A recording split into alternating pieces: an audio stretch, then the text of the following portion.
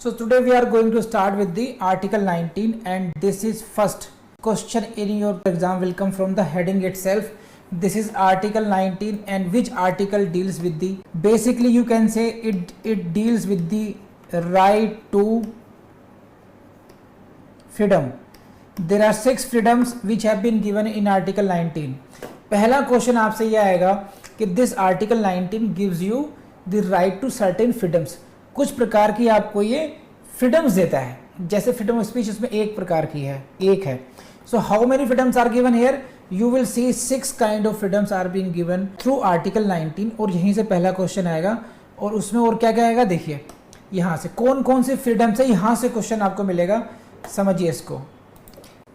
All citizens shall have the right to freedom of speech and expression. freedom of speech and expression. सभी नागरिकों को freedom of speech and expression होगी, यानी कि वाक, इसका वो हिंदी में बोलते हैं वाक एवं अभिव्यक्ति की स्वतंत्रता. तो every citizen will have the freedom of speech and expression. तो now this is what first freedom A के द्वारा दी गई है. तो similarly there are A, B, C, D, E, F is omitted and G.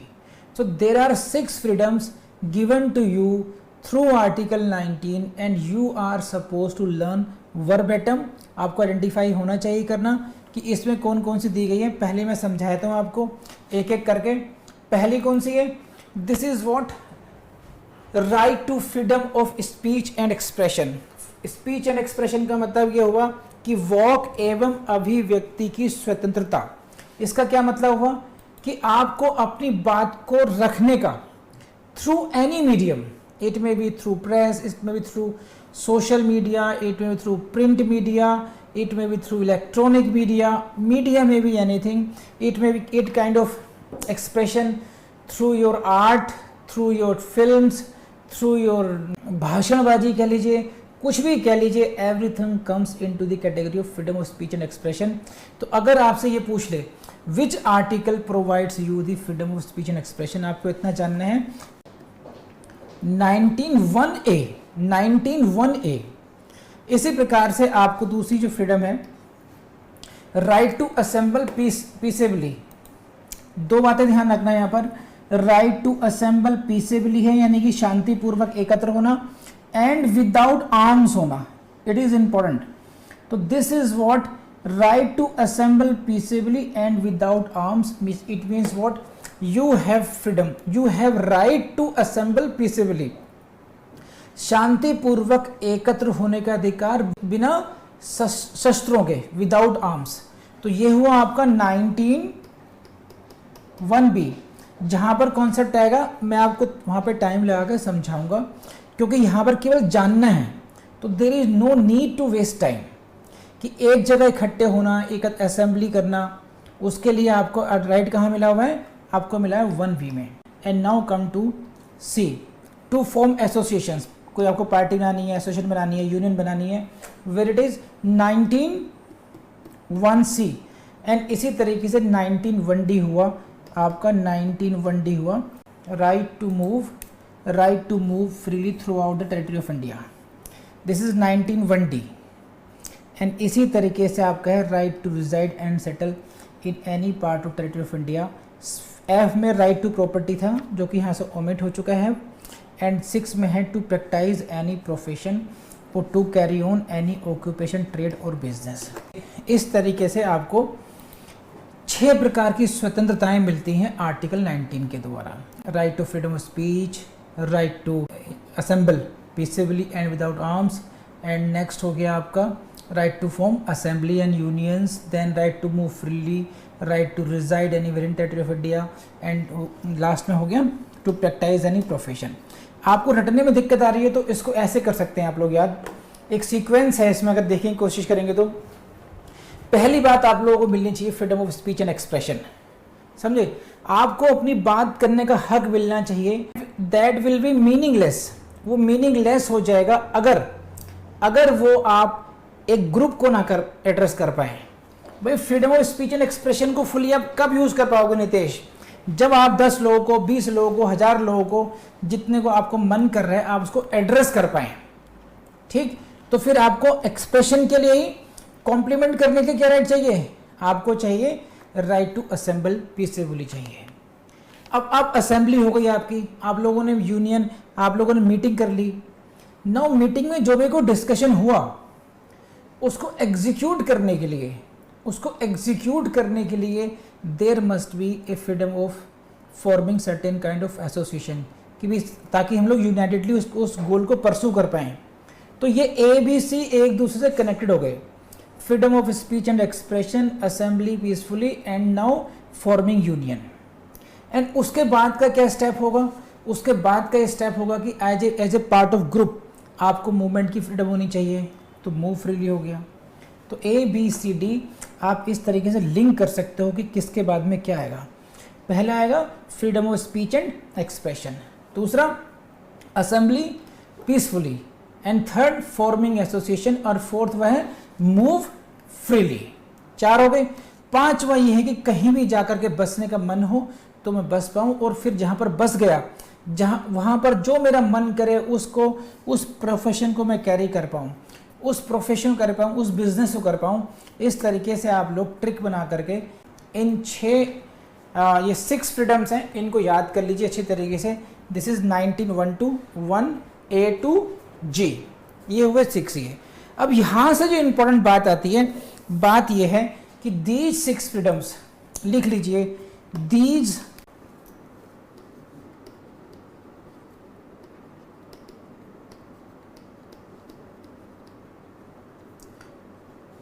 Are not absolute. इसका क्या मतलब है, these 6 freedoms are not absolute, इसको समझिए। और यहीं से आपका नेक्स्ट कॉन्सेप्ट है कि 6 प्रकार की आपको फ्रीडम्स तो मिल गई, 6 प्रकार की स्वतंत्रताएं तो मिल गई आपको, but are these freedoms absolute? Absolute का मतलब होता है अनरिस्ट्रिक्टेड, या ऐसे कह लीजिए विदाउट एनी रेस्ट्रिक्शंस। कि ये जो फ्रीडम है आपको, ये जो फ्रीडम है, freedom of speech and expression हुई, जैसे for example freedom of speech and expression, या freedom to reside and settle anywhere in the territory of India, कहीं पर भी रहने की और कहीं सेटल होने की आपको स्वतंत्रता मिलती है। तो जैसे ही मैं कहता हूँ कि एब्सोल्यूट है, तुरंत आपकी फ्रीडम जियोप्रेडाइज हो जाती है। फॉर एग्जाम्पल नितेश और मानवेंद्र ही आपस में पड़ोसी हैं, and both are claiming their right to freedom and speech, freedom of speech and expression, both are claiming. Now Manvendra says that I have a right to express myself and I express myself through singing and my best comes only at midnight. मेरा जो best है expression का वो midnight को आता है। तो अगर इनको अलाउ कर दिया जाए उस तरीके से, तो जाहिर बात है कि इनकी फ्रीडम दूसरे के लिए दुस्वप्न बन सकती है कि नहीं है? So there must be certain kind of restrictions, otherwise else also, कि अगर आप freedom of speech and expression नाम पे कुछ भी बोलने लग जाएं, आपने ऐसे वर्ड्स का यूज़ करने लग जाएं जिससे किसी की रिलीजियस फीलिंग्स को हर्ट होता हो, उससे एनिमिटी बढ़ती हो, है ना, दंगे होने का डर हो, तो वो जो freedom of speech and expression है कहीं ना कहीं वो देश के लिए खतरा हो सकती है, दंगे हो सकते हैं, पीस के लिए दिक्कत हो सकती है। तो there will be so many things. या फिर आप इस तरीके से भाषणबाजी करने लग जाएं जिससे जो फ्रेंडली नेशंस हैं उनसे रिलेशनशिप खराब हो सकते हैं। तो कहीं ना कहीं इनको रेस्ट्रिक्ट करने की ज़रूरत है। और जब कभी हम किसी राइट पे कोई रेस्ट्रिक्शंस इम्पोज करते हैं तो हम ये कहते हैं कि this right is not absolute. तो these 6 freedoms are not absolute, ये स्टेटमेंट आपको कहीं मिल जाएगा एग्जाम में। तो इसका मतलब ये है कि फ्रीडम नॉट एब्सोल्यूट का मतलब ये है कि restrictions can be imposed. It means what? Restrictions can be imposed. These 6 freedoms are not absolute. It means restrictions can be imposed. In rights पर इन फ्रीडम्स पर प्रतिबंध लगाया जा सकता है, उनको रिस्ट्रिक्ट किया जा सकता है। अब फिर वो रेस्ट्रिक्शंस क्या होंगी? देखिए, जैसे ही आप ये कहते हैं कि आप इन जो फ्रीडम्स हैं, ये फ्रीडम्स बहुत बेसिक फ्रीडम्स हैं, right of expression, right to assemble peacefully, right to move, right to reside, settle, do any business, ये सारी आपकी ज़िंदगी से बहुत बेसिक नीड्स हैं आपकी। ये अगर इनको रेस्ट्रिक्शन लगाने का अधिकार स्टेट को मिल गया, स्टेट कहाँ डिफाइंड है? आर्टिकल 12 में डिफाइंड है। अगर इनको रेस्ट्रिक्ट करने का अनब्रिडल्ड, अनियंत्रित अधिकार अगर स्टेट को मिल गया, तो ये फ्रीडम्स आपके लिए मीनिंगलेस हो सकती हैं। कहाँ होगा फाइन बैलेंस की on what grounds my freedoms can be controlled, my freedoms can be restricted, वो कौन कौन सी ग्राउंड्स हैं, तो उसकी मेंशनिंग जो है, उन ग्राउंड्स पर, जिन जिन ग्राउंड्स पर आपकी फ्रीडम्स को रेस्ट्रिक्ट किया जा सकता है, उन फ्रीडम्स को कॉन्स्टिट्यूशन में ही मेंशन कर दिया गया है। और वो कुछ इस तरीके से है, इस तरीके से देखिए आप, ये this is the article 19(1)(a). Article 19(1)(a) में जो फ्रीडम दी गई है, उसकी जो रेस्ट्रिक्शन की ग्राउंड हैं वो आपको 19(2) में मिलती हैं।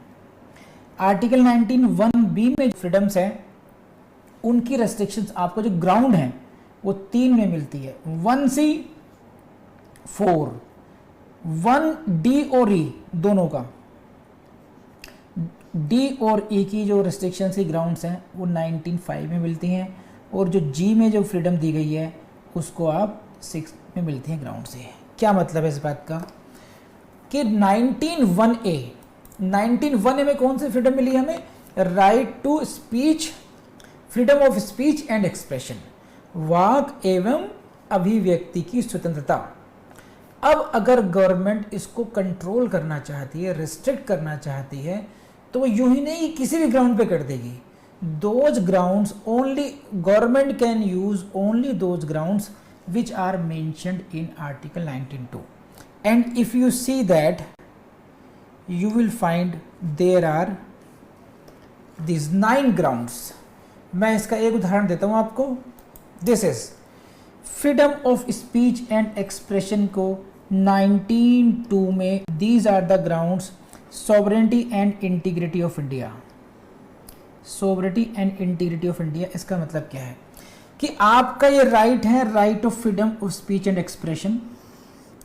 स्टेट ये कह सकता है कि इन the interest of this sovereignty and integrity of India, Bharat की सार्वभौमिकता और अभिन्नता के लिए आपकी freedom of speech and expression पर कंट्रोल किया जा सकता है, रेस्ट्रिक्शंस लगाई जा सकती हैं। जैसे if you are giving such kind of speeches which are injurious, Bharat तेरे टुकड़े होंगे। ध्यान आ रहा है आपको? कौन सी यूनिवर्सिटी में ऐसे नारे लगे थे? एलिगेशंस तो ऐसे ही हैं, है ना? अगर ये एलिगेशंस ऐसे हैं, अगर आप कहते हैं कि नहीं हमारी freedom of speech and expression है, लेकिन ऑन द अदर हैंड क्या है, government head, state has a right to restrict your freedom in the interest of sovereignty and integrity of India. जैसे ही आप कहते हैं खालिस्तान, जैसे ही आप कहते हैं कि नागालैंड अलग देश बनेगा, जैसे आप कहते हैं तमिल एक अलग से बनेगा, तो now you are misusing your freedom of speech and expression, and then government can say, state can say कि your freedom should be restricted on the ground of, किस आधार पर? Sovereignty and integrity of India. ये कहाँ लिखी है? 19(2) में लिखी है। तो उसी प्रकार से 19(2) में there are so many grounds, 9 ground हैं, 9 आधार हैं। उन आधारों पर आपकी freedom of speech and expression को कर्टेल किया जा सकता है। अब देखिए कौन कौन सी ग्राउंड्स हैं। अब मैं सभी का एक्सप्लेनेशन एक ही है। एक है सिक्योरिटी ऑफ द स्टेट, राज्य की सुरक्षा, friendly relations with the foreign states, विदेशी राज्यों से मित्रता वाले संबंध, पब्लिक ऑर्डर, डिसेंसी, मोरालिटी, आपकी जो एक्सप्रेशंस हैं मोरालिटी के अगेंस्ट नहीं हो, डिसेंसी के अगेंस्ट नहीं हो, पब्लिक ऑर्डर के विरुद्ध नहीं हो, कंटेम्प्ट ऑफ कोर्ट नहीं होता हो उससे, डिफेमेशन नहीं होता हो उससे, इंसाइटमेंट टू एन ऑफेंस नहीं होता हो। तो these 9 grounds are mentioned in 1902. You were given right under 19(1)(a), and now this can be curtailed on grounds mentioned in 19(2). and there are how many grounds? 9 grounds. तो आपको अपने exam के लिए क्या करना है, इसमें इन ग्राउंड्स को तो कम से कम 19(1) की ग्राउंड्स को याद कर लेना। इससे ज़्यादा बहुत कुछ याद करने की ज़रूरत नहीं है। वो फिर लॉ के जब एग्ज़ाम दोगे, आप जुडिशरी के एग्ज़ाम दोगे या बाकी कोई एग्ज़ाम दोगे, तब तो उतनी ज़्यादा ज़रूरत है, वरना इतने डीप में जाने की ज़रूरत नहीं है। अब इसका सिर्फ एक ही बात समझानी चाह रहा था मैं आपको कि 9 ग्राउंड्स मेंशन है। तो आपका जो राइट है freedom of speech and expression को कोई 10वीं ग्राउंड नहीं हो सकती।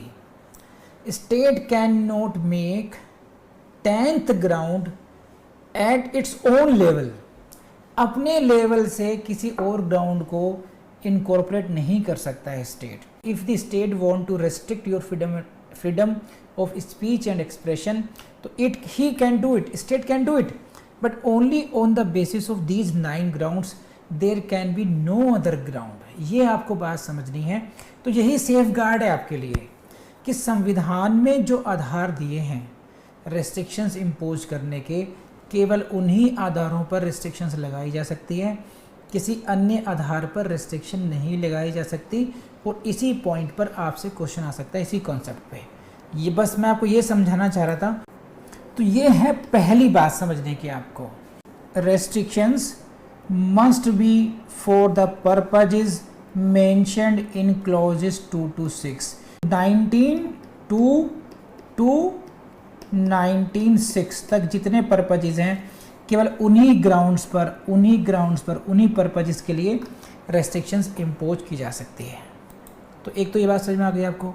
सेकंड पॉइंट और नोट कर लीजिए जो आपसे पूछा जा सकता है, नंबर 2, द रेस्ट्रिक्शन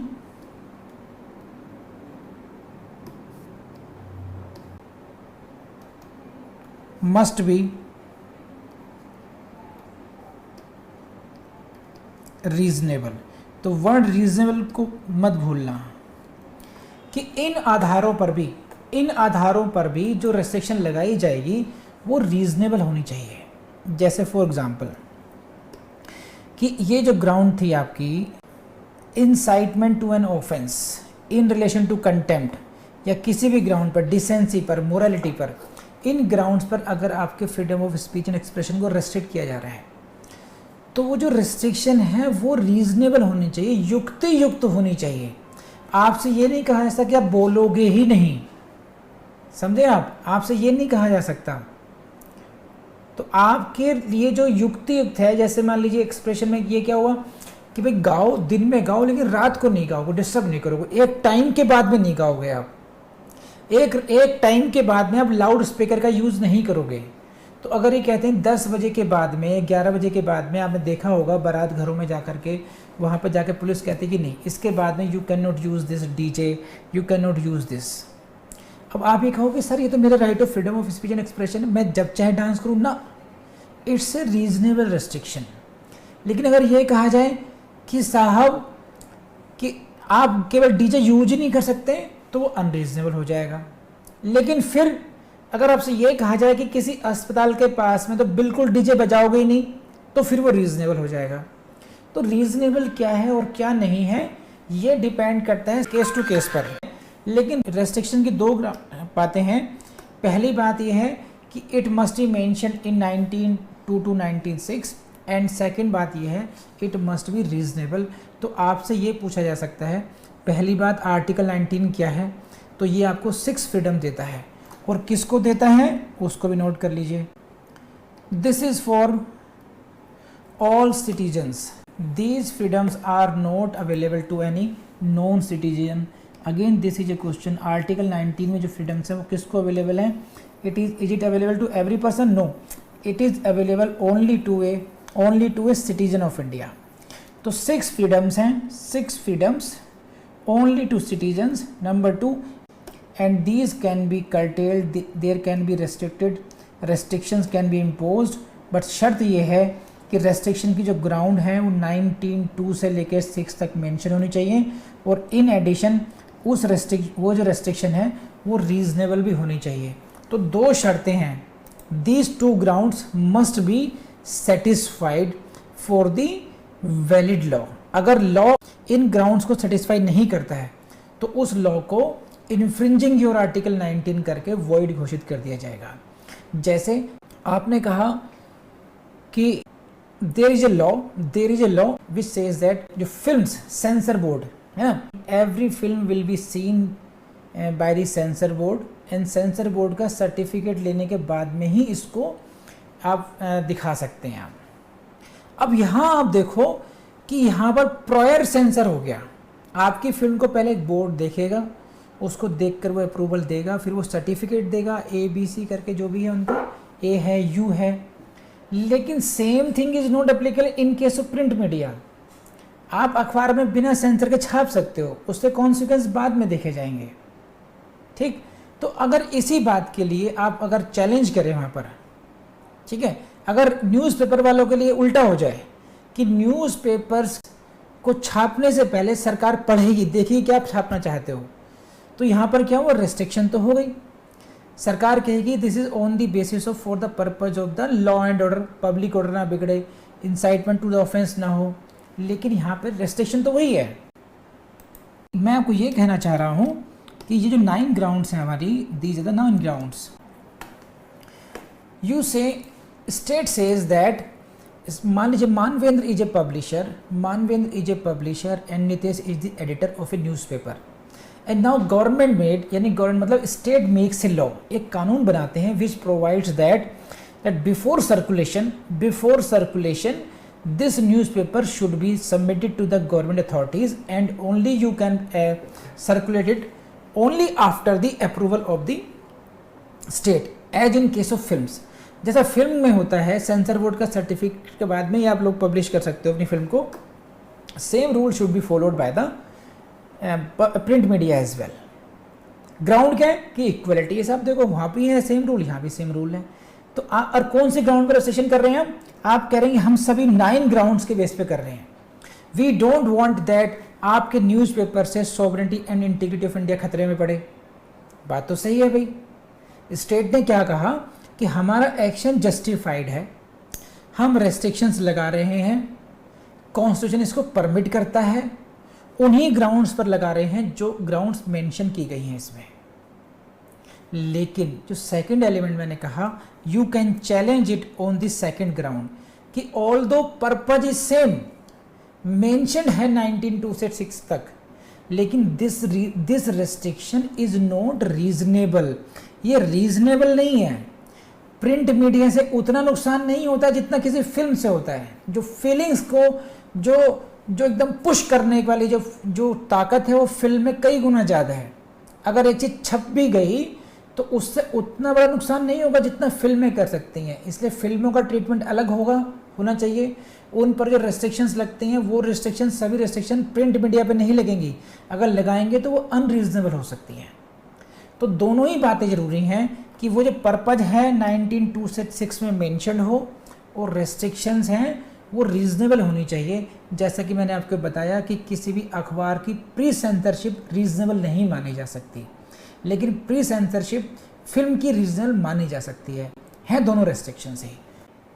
सो इसमें ये है right to freedom of press, यही है 19(1)A में ही आता है, 19(1)A में ही इंक्लूडेड है। यहाँ से क्वेश्चन पूछा जा सकता है आपसे। राइट टू वोट भी फंडामेंटल राइट है। राइट टू वोट भी फंडामेंटल राइट है अंडर आर्टिकल 19(1)A। आप कहोगे सर राइट टू वोट कैसे हो गया यहाँ पर ये राइट। अब इसमें देखो अगर हम जुडिशियल के पढ़ते तो इसमें हम केस लॉस पढ़ते, लेकिन इतना पूछा जा सकता है आपसे कि right to vote fundamental right है या नहीं है। तो right to vote fundamental right है, और कौन से आर्टिकल के अंतर्गत है, 19(1)A के अंतर्गत है। और क्यों है मैं समझाता हूँ उसमें। ये करेक्ट साहब मेरा आप राइट कौन सा है आपका, right of speech and expression है, एक्सप्रेशन है, तो कह रहे राइट टू वोट भी तो मेरा एक्सप्रेस करने का वो है। राइट टू वोट में क्या कर रहा हूं, I am expressing my will, इसीलिए right vote is also an expression, form of expression, कि which leader I like, I am expressing myself. तो राइट टू वोट भी फंडामेंटल राइट है, इतना पर्याप्त है।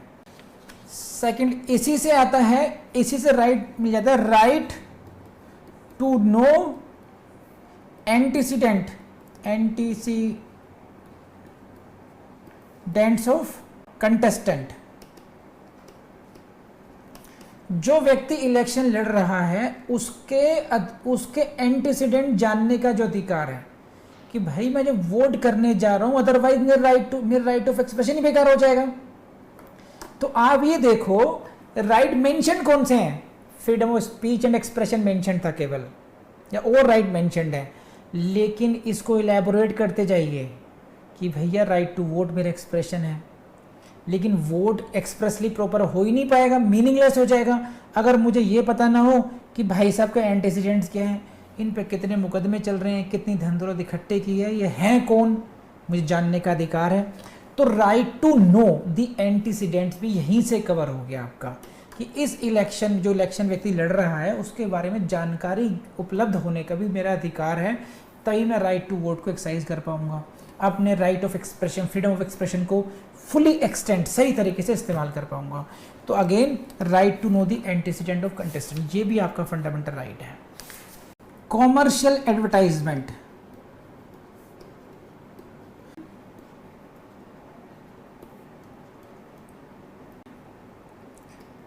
क्वेश्चन अगर आपसे पूछ लें, ये part of freedom of speech and expression है या नहीं, तो answer is yes. Commercial advertisement भी जो है ये फॉर्म ऑफ स्पीच ही है, समझे। नेक्स्ट है टेलीफोन टेपिंग,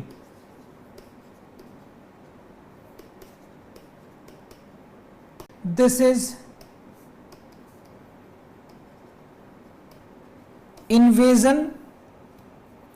invasion on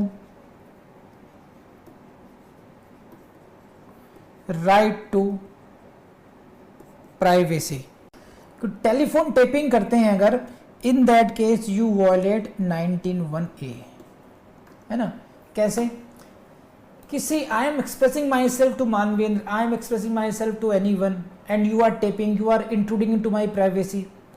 तो अगर मुझे ये डर होगा कि देयर इज नो प्राइवेसी, तो how can I express my self, that is the interpretation. ये आप जब पढ़ेंगे जेएलएलई में जाएंगे तो बहुत मजा आएगा पढ़ने में आपके लिए, कि ये invasion on right to privacy है।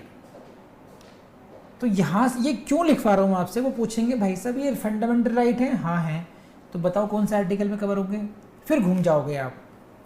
तो इन मोटी मोटी बातों को कि 19(1)(a) से कवर होंगे। टेलीफोन टेपिंग जो है not permitted, otherwise it is right to privacy का पार्ट ऑफ 19(1)(a) एंड वो टेलीफोन टेपिंग जो है it invades the right to privacy. बोलो हाँ या ना। फिल्म सेंसरशिप के अब्बास का केस है, इतना ध्यान रख लीजिए बस। ये अलाउड है, अलाउड इतना कर लीजिए बस। It does not violate your freedom of speech and expression. Whether freedom of speech, freedom of speech क्या लिख रहा हूं ध्यान से सुनना, includes freedom of silence, silence national anthem case. समझे कि मेरा जो राइट है freedom of speech and expression का, that includes freedom of silence, मतलब चुप रहने का अधिकार उसमें निहित है। तो आपसे क्वेश्चन पूछ लेंगे कि freedom of speech and expression तो है, नो प्रॉब्लम, तो क्या आपको फ्रीडम ऑफ साइलेंस भी है, चुप रहने का अधिकार भी है? यस। आपको कोई फोर्स नहीं कर सकता कि आप ये गाना गाओ, ऐसा करो वैसा करो, तो right of freedom of silence भी योर फंडामेंटल राइट है इसी के अंतर्गत।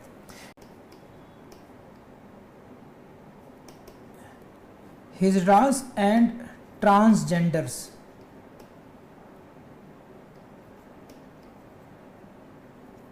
बात कहाँ से कहाँ निकल गई, क्या बोला इन्होंने, बस इतना याद कर लीजिए, इन लोगों को right to express gender identity available 19(1)(a) में। बस नेक्स्ट आ जाइए, right to carry on business, ठीक, right to carry on business है आपके पास, कौन सा आर्टिकल में है, आर्टिकल 19(1)(g) में मिला आपको। This right includes right to close the business, right to close the business भी इन्वॉल्व है, इंक्लूडेड है इसमें। बस very important, hawkers,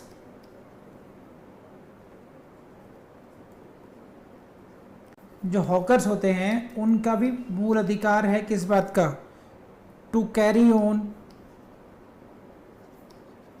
trade, trade करने का, कहां, ऑन पेमेंट ऑफ रोड्स, समझे महाराज। तो मतलब कि ये जो पटरी पर अपना बिजनेस करते हैं उन लोगों को भी फंडामेंटल राइट है उन रोड्स पर बिजनेस करने का, लेकिन subject to the restrictions under 19(6) में, जो मैं समझा चुका आप लोगों को। तो ये हॉकर्स पर क्वेश्चन एक्सपेक्टेड है, जिस तरीके का ट्रेंड है, जिस तरीके से क्वेश्चन पूछते हैं, तो एटलीस्ट यू शुड, एंड अगर आप कर पाओ तो केस का नाम लिख लीजिए सुदान सिंह, बस सुदान सिंह केस, पूरा नाम रटने की जरूरत नहीं है, कोई उसके साइटेशन रटने की जरूरत नहीं है, सुदान सिंह याद कर लीजिए बस कम से कम। Hawkers fundamental right to carry on trade on payment of roads, जो रोड की, जो देखिए पटरी पर जो व्यापार चलता है वो फंडामेंटल राइट है या नहीं है। ये एक ऐसी चीजें हैं जो बहुत अपने आप में आपको सरप्राइज करेंगी अगर आपके सामने आ जाए, और जिंदगी जुड़ी हुई चीजें हैं, आपकी देखी दिखाई चीजें हैं, तो एक्सपेक्टेड भी इसीलिए है कि हाँ यहां से पूछा जा सकता है। तो ये हुआ आपका 19, इतना आपको जरूर कर लेना चाहिए। 19 में इतने कुछ राइट्स हो गए, इतनी सारी, तो मैंने आपको क्या क्या बताया, मैं समराइज करता हूं। Article 19 gives fundamental rights to only to citizens, it is not to all persons as in case of article 14। जैसा कि आर्टिकल 14 में जो फंडामेंटल राइट है, जो मूल अधिकार है, सभी व्यक्तियों को है, नागरिकों को भी था वो, लेकिन वो नॉन सिटीजन्स को भी था। लेकिन आर्टिकल 19 में जो फंडामेंटल राइट्स आपको मिला है, that is available only to you because you are citizen, number 1। Number 2, how many freedoms are given, 6 freedoms are given. तो ये नंबर आपको याद होना चाहिए, कौन कौन सी फ्रीडम्स हैं ये आपको पता होना चाहिए, A to G कौन कौन सी फ्रीडम्स हैं, ये हो गया। नेक्स्ट पॉइंट था whether there can be restrictions over these freedoms, answer is yes, because these freedoms, these rights are not absolute rights, the only requirement is what the restrictions should be reasonable। number 2, जो grounds of restriction है, those grounds should be only those which are mentioned from 1902 to 1906। तो ये तो हुआ concept, और फिर मैंने दिया आपको कुछ illustrations, right to vote, right to know the antecedent of the contestants, hawkers right, ये कुछ राइट्स मैंने आपको बताए जो आपके एज ए एग्जाम्पल आपको पता होना चाहिए। जैसे फ्रीडम ऑफ प्रेस इसी में इंक्लूड होगा। तो आई बिलीव अब आपका कॉन्सेप्ट डेवलप हो गया होगा 19 का, अब आप कर लेंगे।